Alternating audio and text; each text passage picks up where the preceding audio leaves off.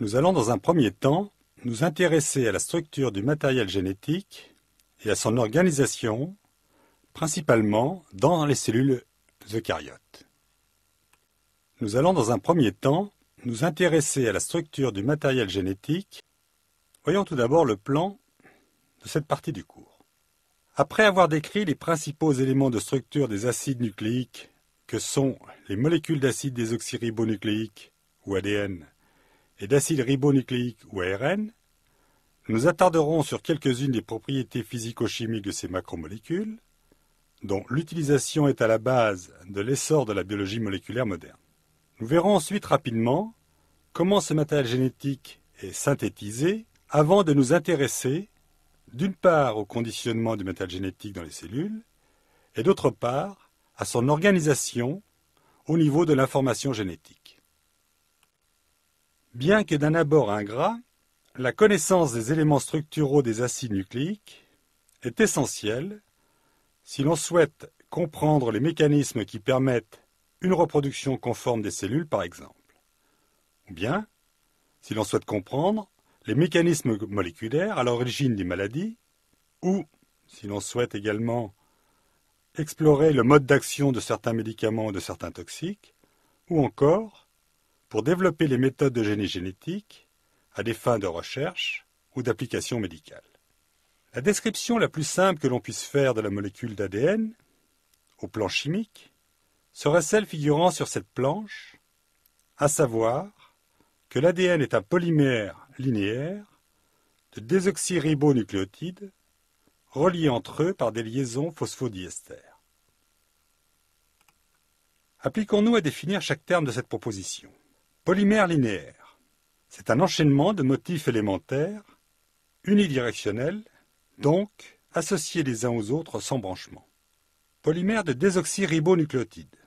Je vous rappelle qu'ainsi qu'il vous a été décrit dans les parties de cours précédentes, qu'un nucléotide comporte 3 parties, une base, un sucre et un groupe phosphate.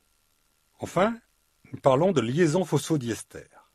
Servons-nous maintenant de nos connaissances de chimie qui nous disent qu'une liaison ester est une liaison survenant entre un groupe hydroxyle qui provient ici du pentose, et un groupe acide au niveau des acides du groupement phosphorique.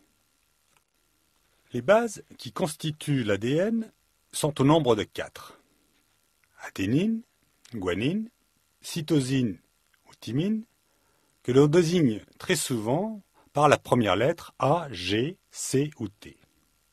Ces bases sont regroupées en 2 familles. La famille dite des bases puriques, l'adénine et la guanine, puisque le noyau chimique qui les constitue est un noyau purique, et la famille des bases pyrimidiques, cytosine et thymine.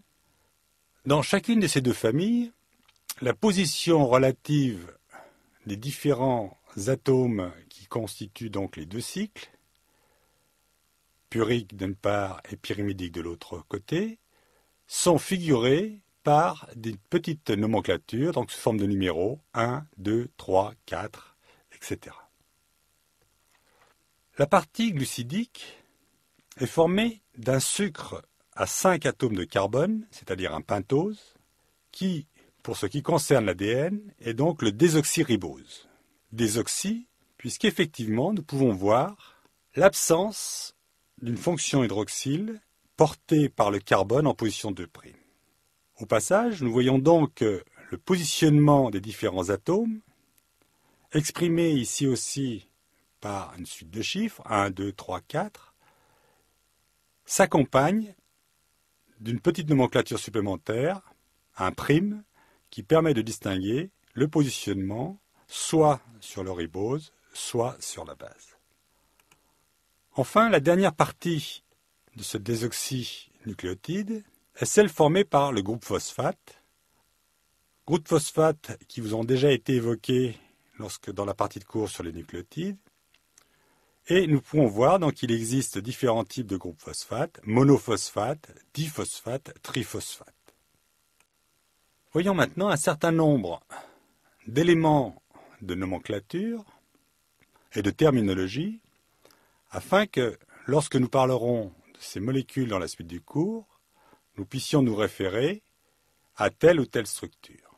Je vous rappelle tout d'abord qu'un nucléotide est formé d'une association entre une partie base, un sucre qui est le pentose, et un groupement phosphate. Ce groupement phosphate pouvant être mono, di ou triphosphate. En l'occurrence, nous voyons ici sur ce dessin que nous avons affaire à un nucléotide triphosphate, une D-adénosine triphosphate. La première liaison entre le ribose, l'hydroxyle du ribose en position 5' et le groupement phosphate, est une liaison ester dont nous reparlerons un peu plus tard. Lorsque seuls la base et le pentose sont présents, on parle de nucléoside et dans le cas présent ici, dans cet exemple, nous voyons que nous avons affaire à une désoxyadénosine, c'est-à-dire la liaison entre le désoxyribose et la base adénine. Cette liaison se faisant par une liaison particulière de type N-bêta-osidique, liaison qui vous a aussi également été évoquée dans le cours sur les glucides. Ceci a donné donc lieu à plusieurs dénominations en fonction de la base, en fonction de si l'on considère le nucléoside ou si l'on considère le nucléotide. Et par exemple, l'adénine peut donc être sous forme adénine, appelée adénine lorsque l'on parle de la base, symbolisée par la lettre A. Lors associée au désoxyribose, on parlera de D-adénosine ou désoxyadénosine. Et associée à un groupement phosphate, on pourra parler éventuellement de désoxyadénosine monophosphate, désoxyadénosine diphosphate, il y a deux groupements phosphates, ou désoxyadénosine triphosphate, DATP, s'il y a trois phosphates. Bien sûr, on peut appliquer cette règle pour les différents nucléotides. La synthèse du brin d'ADN, nous le verrons, se fait de manière unidirectionnelle en partant de son extrémité 5' vers l'extrémité 3'. En effet, nous voyons qu'à l'extrémité 3' du brin d'ADN en extension, représenté ici en noir, nous avons un hydroxyle libre. Et c'est au niveau de cet hydroxyle que pourra se faire l'addition du nucléotide suivant. Par le jeu de la complémentarité, nous voyons que une molécule de GTP, de déoxy-GTP, va venir se positionner en face de la cytosine du brin complémentaire et nous allons avoir une proximité entre le premier phosphate de cette chaîne triphosphate, appelé phosphate alpha, et l'hydroxyle porté en 3' par le simple brin d'ADN en cours d'extension. Il y aura ensuite une réaction de déplacement chimique entre cette fonction hydroxyle et ce phosphate alpha, suivie d'une libération d'une molécule de pyrophosphate, c'est-à-dire des deux phosphates bêta et gamma de cette molécule de triphosphate, et vous voyez donc que nous aboutissons à un double brin d'ADN dont l'un des brins aura bien sûr été étendu de un nucléotide. Nous avons donc fait l'étape N+1. Rappelez-vous que le phosphate en position alpha était relié au ribose en position 5', nous avions vu, par une liaison ester. Or, cette réaction de condensation à laquelle nous venons d'assister a créé une deuxième liaison ester entre l'hydroxyle en 3' du nucléotide qui était positionné dans la molécule d'ADN et ce nouveau groupement phosphate alpha. Nous avons donc bien formation de deux liaisons ester de part et d'autre du phosphore, ce qui correspond donc à cette dénomination de liaison phosphodiester. L'ADN est une double hélice formée de deux brins. Voyons maintenant un certain nombre de propriétés qui découlent de cette simple propriété. La première propriété est l'observation de la polarité 5', 3'. Nous avons vu en effet, dans les diapositives précédentes, qu'une chaîne d'ADN va donc s'étendre de son 5', son extrémité phosphate 5', vers son extrémité 3' hydroxyle. Cette polarité va définir également la séquence de la molécule d'ADN lorsque l'on voudra la représenter sous une forme de succession de lettres par consensus. Lorsque l'on écrit une séquence, par exemple, de type ACGT, cela signifie que le 5' est au niveau du A et que le 3', bien sûr, sera au niveau du T. Ceci est une règle d'écriture qui permet, même si l'on oublie de mettre 5' avant la séquence, de savoir que l'on commence effectivement par l'extrémité 5' du brin. On vient de dire donc que cet ADN est sous forme de double brin. Et lorsque l'on regarde la polarité des deux brins qui se font face à face dans la double hélice, on constate que cette polarité est inverse, c'est-à-dire que l'on a affaire à ce que l'on appelle à deux brins antiparallèles. Un élément fondamental dans la construction de la molécule d'ADN double brin est celle de la complémentarité qui existe entre les différentes bases. En effet, lorsque sur un des brins on trouvera une adénine, sur l'autre brin lui faisant face, on trouvera obligatoirement et uniquement une thymine, un T. Lorsque l'on trouvera une cytosine sur un des brins, en face lui fera face donc une guanine. Et ceci d'une manière absolument rigoureuse. Nous verrons que cette complémentarité est à la base même des mécanismes de réplication et de transcription. Au passage, nous voyons que cette association A d'un côté, T de l'autre, C d'un côté, G de l'autre, forme ce que l'on appelle des paires, et l'on aura coutume effectivement de désigner ces associations dans l'ADN sous forme de paires de bases ou en abrégé petit p, petit b. Ces bases sont associées entre elles par des liaisons, en particulier des liaisons hydrogènes. Le nombre de ces liaisons hydrogènes va varier suivant chacune des paires de bases. En effet, si l'on considère le nombre de liaisons hydrogènes entre la base adénine et la base thymine, il y aura 2 liaisons hydrogènes formées, alors que si l'on considère les liaisons hydrogènes entre la base cytosine et la base guanine, il y en aura 3. Cette propriété aura des conséquences importantes pour la stabilité du double brin d'ADN, puisque l'on conçoit aisément que plus le nombre de doubles liaisons associant les 2 simples brins sera important, plus la stabilité de la molécule double brin sera importante. En clair, cela veut dire que les séquences riches en C et en G seront a priori plus stables que les séquences riches en A et en T. À côté des liaisons hydrogènes qui constituent l'essentiel des forces qui associent les 2 simples brins dans la molécule d'ADN, il existe cependant d'autres forces physico-chimiques qui peuvent intervenir, telles que des liaisons hydrophobes, des liaisons de Van der Waals ou des liaisons d'association avec des cations, mais nous n'entrerons pas dans le détail de ces différentes liaisons.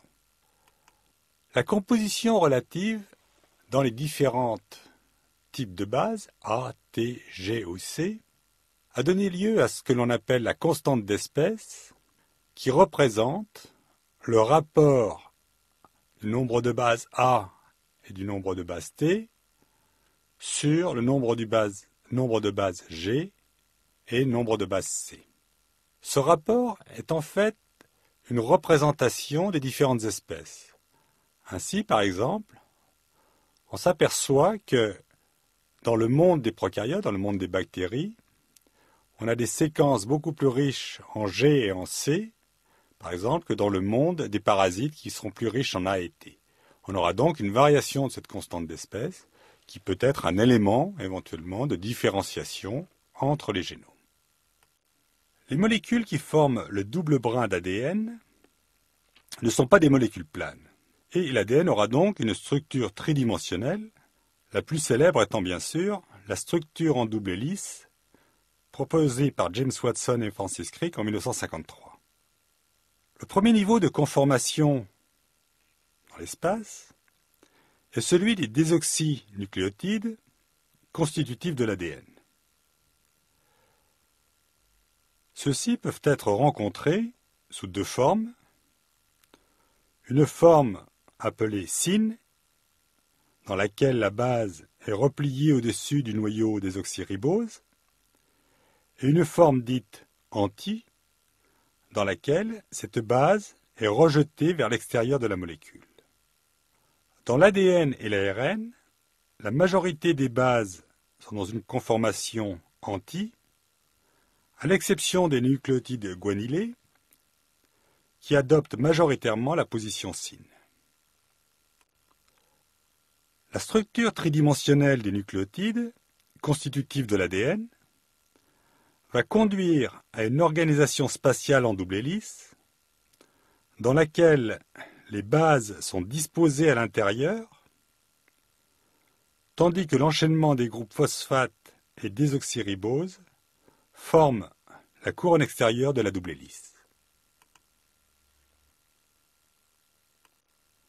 Cette importance de la conformation de la double hélice peut être illustrée par l'effet de certaines molécules qui ont été utilisées à des fins thérapeutiques. Ainsi, le cisplatine, molécule utilisée dans le traitement de certains cancers, inhibe la réplication de l'ADN des cellules tumorales en modifiant la structure de la double hélice, c'est-à-dire en perturbant l'organisation spatiale de cette double hélice et empêchant ainsi son interaction avec des protéines importantes pour sa réplication par exemple. L'ADN a été retrouvé sous trois formes appelées respectivement ADN B, ADN A et ADN Z. L'ADN B est celui qui est généralement observé dans les cellules. Cet ADN correspond à une double hélice dont le pas de l'hélice, c'est-à-dire le sens de rotation, est vers la droite. Cet enroulement de l'ADN se traduit par la formation de sillons dans la couronne extérieure, sillons de tailles différentes, avec une alternance régulière, petit sillon, grand sillon, petit sillon, grand sillon. La présence de ces sillons est un élément essentiel de l'expression du message génétique, car nous verrons un peu plus loin, dans ce cours, que ces sillons sont reconnus par un certain nombre de protéines régulatrices de l'expression des gènes. L'ADN A a lui été décrit dans des conditions physiques particulières. Cet ADN se forme en effet lorsque l'hygrométrie du milieu, c'est-à-dire le taux d'humidité, est inférieur à 70-75%. Ce que l'on observe alors est une sorte d'épaississement de la double hélice, dont le diamètre augmente, et un effacement de la structure des sillons. Cet ADN A est retrouvé en particulier dans les spores végétales. L'ADN Z correspond à un ADN dont la double hélice est à pas gauche, c'est-à-dire inverse de celui de l'ADN B. Ce changement de sens dans la rotation de la double hélice se traduit par une double hélice dont le diamètre diminue et surtout par la disparition des petits et des grands sillons. Cette structure particulière empêche d'une part l'interaction de l'ADN Z avec certaines protéines de régulation et empêche également la formation de nucléosomes dont nous parlerons un peu plus loin et dont nous verrons toute l'importance pour le conditionnement de l'ADN cellulaire.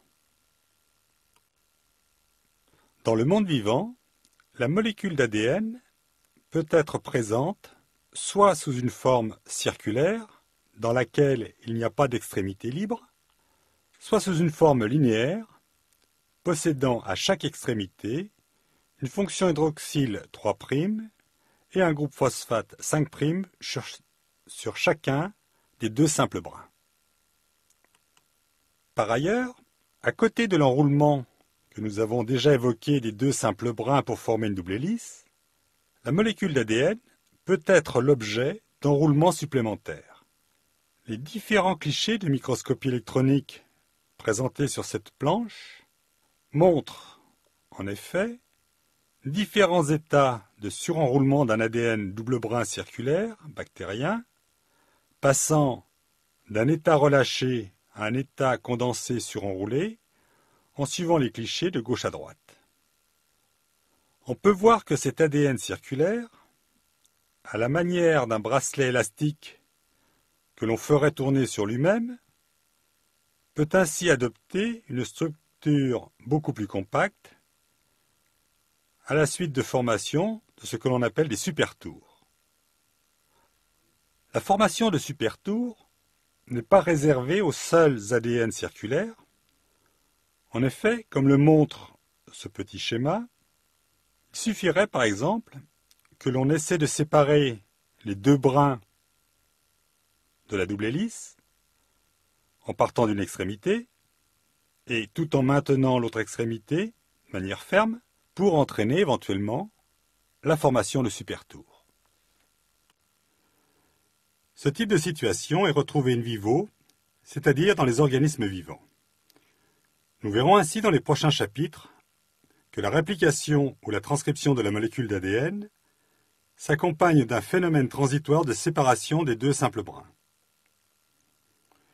Imaginons par exemple le déplacement d'une protéine chargée de séparer les deux brins de la molécule d'ADN. Ce déplacement va entraîner la formation de supertours, dits positifs, en avant du déplacement, et de supertours dits négatifs à l'arrière du déplacement, en fonction du sens de rotation des supertours.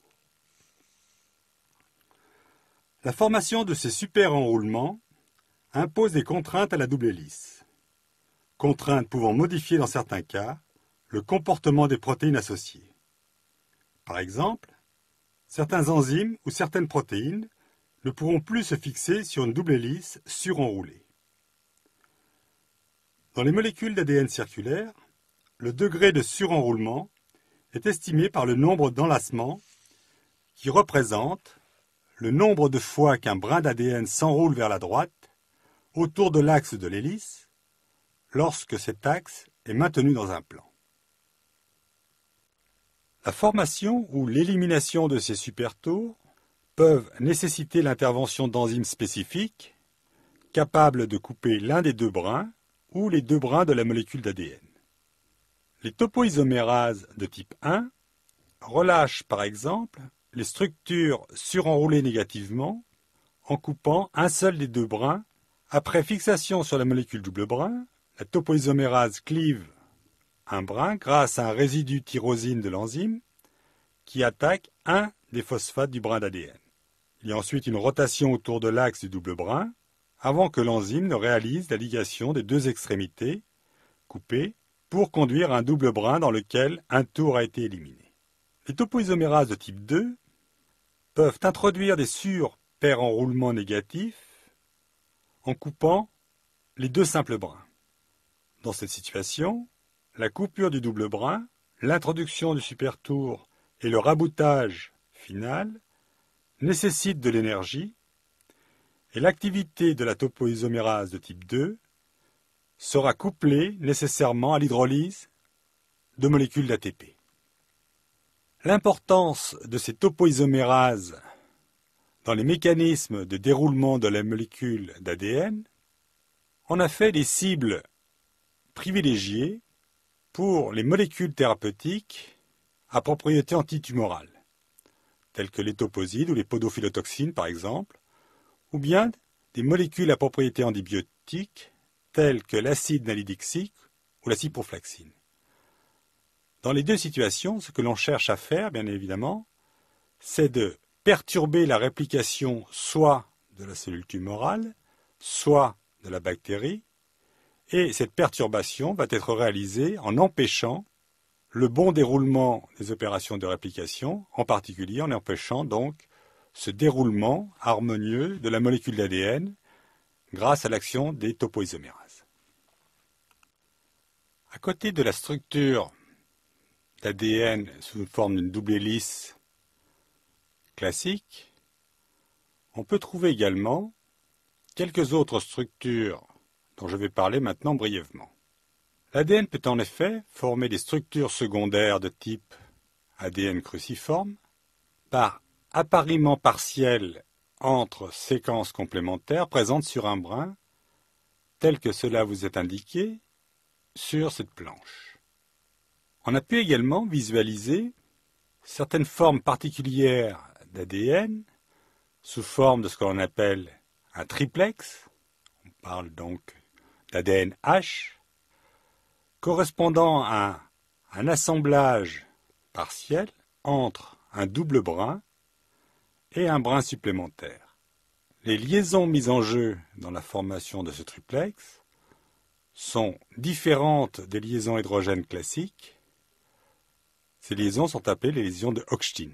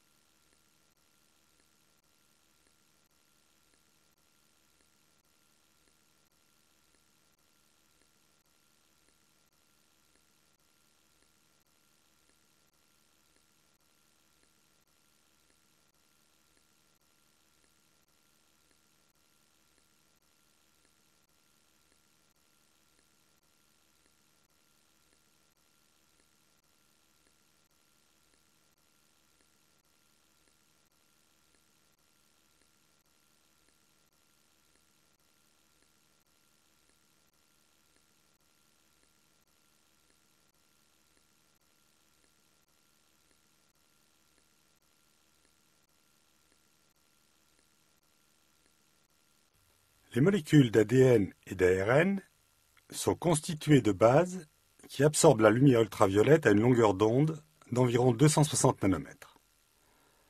Ainsi, lorsque l'on mesure la variation de l'absorption lumineuse d'une solution aqueuse d'ADN, en fonction de la longueur d'onde de la lumière, et ceci à l'aide d'un spectrophotomètre, on obtient un spectre d'absorption de l'ADN dont la hauteur est directement proportionnelle à la concentration d'ADN dans la solution et qui est centré vers 260 nanomètres. L'utilisation de la loi de Beer-Lambert, qui vous a été présentée en biophysique, permet en effet de relier la densité optique mesurée à la concentration du corps absorbant la lumière, en l'occurrence ici donc à la concentration d'ADN. Par ailleurs, la détermination de ce spectre d'absorption permet de contrôler l'absence de protéines associées à la molécule d'ADN. En effet, la présence de protéines se traduirait par la présence d'un épaulement du spectre vers 280 nanomètres, épaulement résultant de l'absorption à cette longueur d'onde des acides aminés aromatiques tels que la tyrosine, le tryptophane ou la phénylalanine, des éventuelles protéines qui contamineraient donc notre ADN. Le fait que la molécule d'ADN soit formée de deux simples brins complémentaires, associés par des liaisons labiles, est un élément fondamental dans de nombreux processus physiologiques. Le passage de l'état d'ADN double brin à celui de deux ADN simples brins s'appelle la dénaturation. Cette dénaturation peut être obtenue à l'aide de divers traitements physiques ou à l'aide de divers agents chimiques ayant des propriétés chaotropiques. Dès lors que la dénaturation peut être essentiellement assimilée à la rupture des liaisons hydrogènes entre les deux brins, on comprend que cette dénaturation sera dépendante du nombre de liaisons hydrogènes, donc de la taille du double brin, de sa richesse en GC et de la force ionique éventuelle du milieu. Une observation importante a été celle montrant qu'une solution d'ADN sous forme simple brin absorbe plus la lumière à 260 nanomètres comparée à la même quantité d'ADN sous forme double brin. C'est ce que l'on appelle l'effet hyperchrome. Une méthode simple pour dissocier les deux brins de molécules d'ADN consiste à élever la température de la solution d'ADN. Ainsi, si l'on suit la densité optique d'une solution d'ADN double brin en fonction de la température, on constate qu'à partir d'une certaine température, la densité optique augmente, reflétant la dissociation du double brin, jusqu'à atteindre un plateau lorsque la totalité de l'ADN est sous forme simple brin.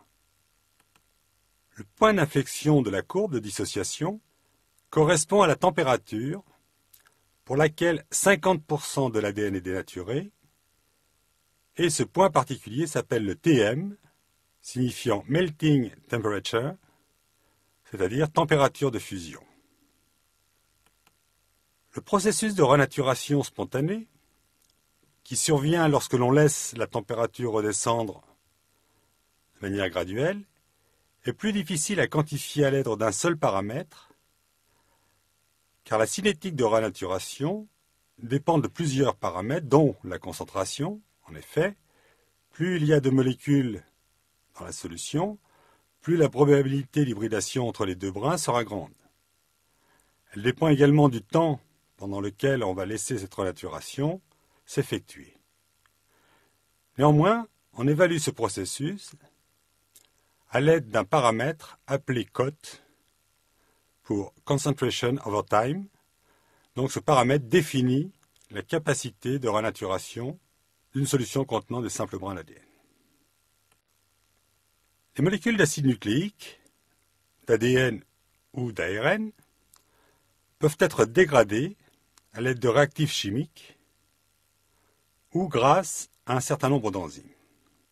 Dans le cas des coupures enzymatiques, on utilise le terme général de nucléase désoxyribonucléase ou ribonucléase, pour désigner ces enzymes capables de dégrader l'ADN ou l'ARN.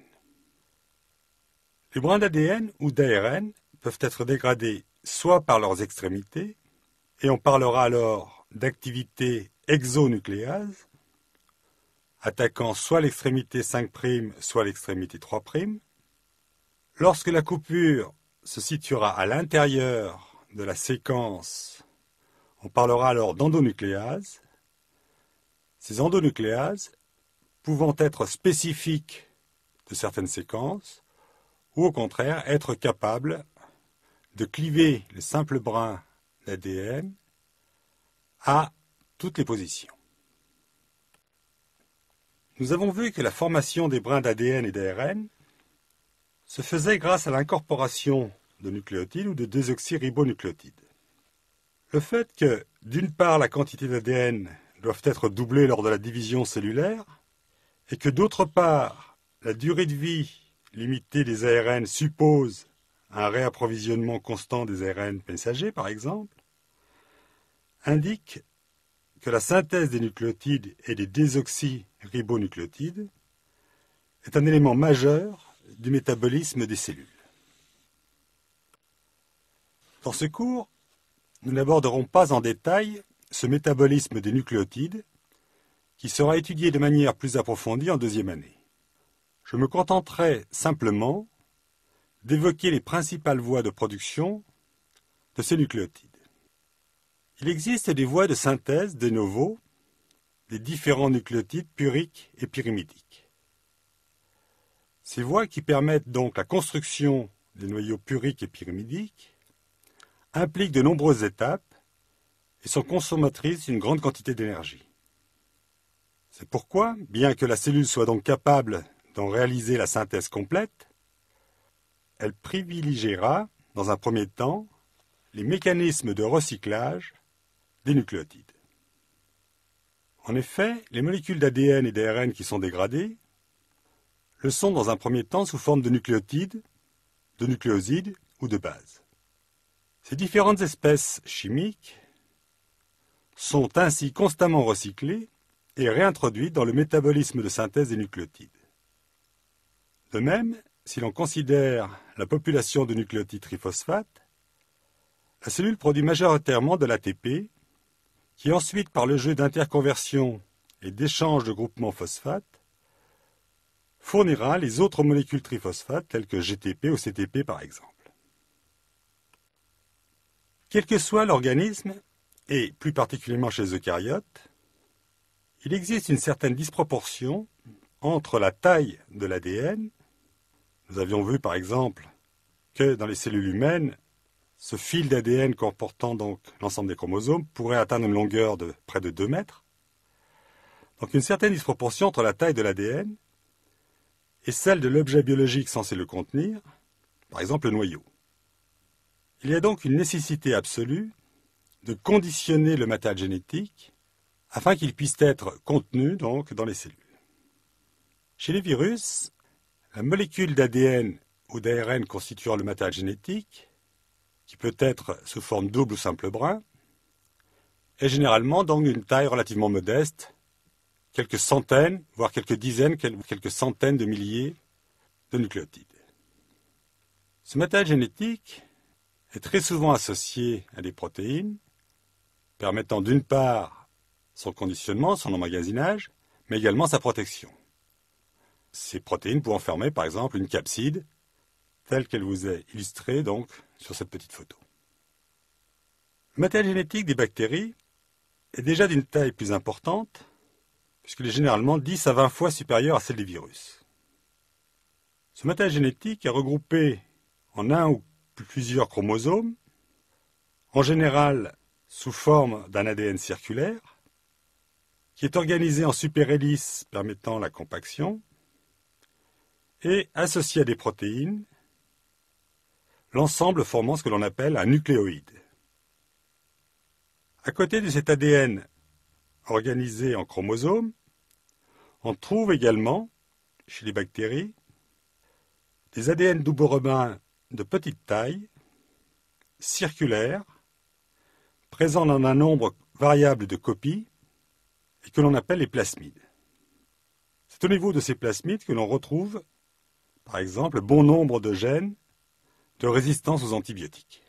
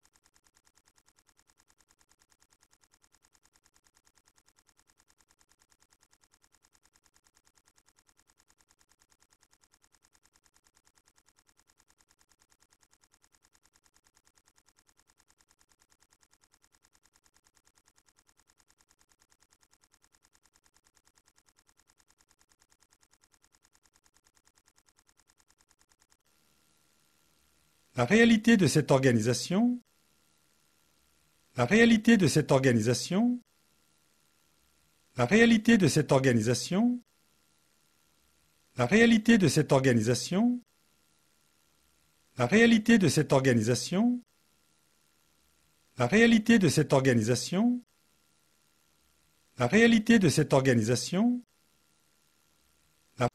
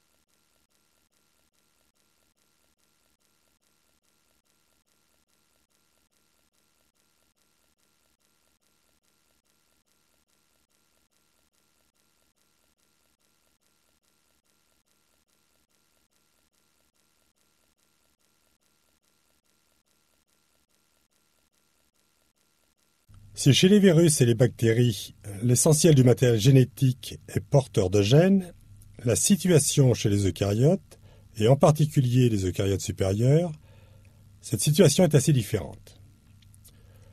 La définition du gène a considérablement évolué au fur et à mesure de l'évolution des connaissances.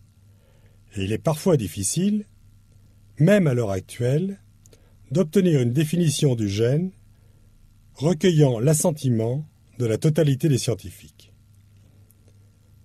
Essayons néanmoins de définir ce qu'est un gène. Un gène est une unité d'information génétique formée de séquences d'ADN ou d'ARN qui codent des ensembles cohérents de produits, c'est-à-dire soit des ARN, soit des protéines. Produits qui ont une fonction. Le génome d'une cellule correspond à la totalité du matériel génétique, c'est-à-dire non seulement l'ADN ou les ARN formant les gènes, mais également l'ADN situé en dehors des gènes et dont nous verrons qu'il forme en fait la plus grande part de notre matériel génétique. Le génome d'une cellule correspond à tout le matériel génétique présent dans la cellule. Bien évidemment, l'ADN des chromosomes présents dans le noyau des cellules eucaryotes, mais également l'ADN mitochondrial. De même, chez les bactéries, l'ADN des plasmides fera partie du génome bactérien.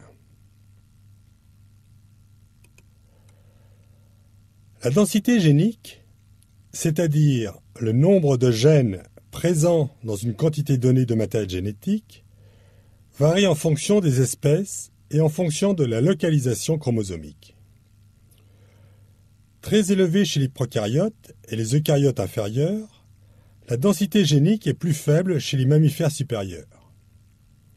Par ailleurs, on observe, par exemple, que chez l'homme, les gènes sont peu nombreux au niveau des régions centromériques des chromosomes et ont tendance à s'accumuler vers les extrémités subtélomériques, comme le montre cette petite figure avec le code couleur. Vous voyez que les gènes, si chez les virus et les bactéries, l'essentiel du matériel génétique est porteur de gènes, la situation chez les eucaryotes, et en particulier, les gènes ont des tailles variables. Ainsi, chez l'homme, le gène de l'ARN de transfert tyrosine a une taille d'environ 100 paires de bases, alors que l'un des plus grands gènes connus, le gène de la dystrophine, s'étend lui sur plus de 2 millions de paires de bases.